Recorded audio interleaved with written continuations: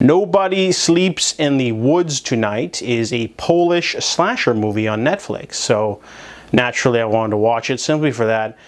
This movie is described as in the same vein as The Hills Have Eyes or Wrong Turn, you know, sort of backwoods killer versus teenagers. So this interesting little low-budget movie starts off with a postman being killed by a being under a house in the middle of the woods.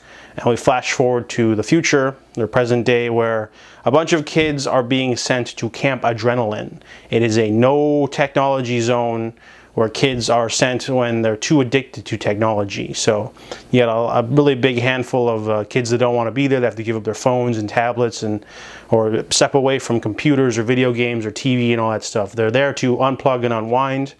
So we get our main core group of 5 teens and their leader.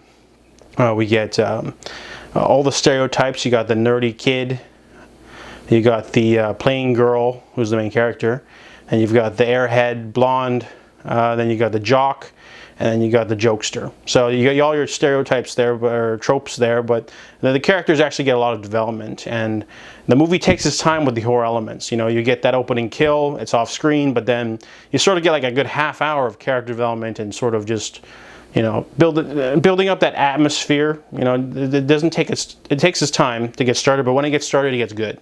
And immediately we're thrust into a dangerous situation with a killer in the woods, a deformed man who was living in the house, and he starts trying to pick off the children one by one. And it's a pretty good mix of old school and new school. There's some updated, really good character development for all the teenagers, for one thing. And sometimes not enough too, because like some characters really delve deep into why they're at the camp, and others don't really get much development, but it's not a big deal. Kills are pretty good. Some of them are off screen though, that kind of bothered me a little. But overall, it was a very entertaining movie because the characters at least were developed. You sort of feel for them first, and then they're put in danger. And the villain's pretty cool too, and there's a lot of, like, you know, cool kills going on and some pretty cool twists as well. And it's just like an old school throwback to, you know, something like Hatchet or the original Hills Have Eyes, or the new one, or, you know, Wrong Turn. So Nobody Sleeps in the Woods Tonight is it knows what it is. It does it well. I give it a 7 out of 10.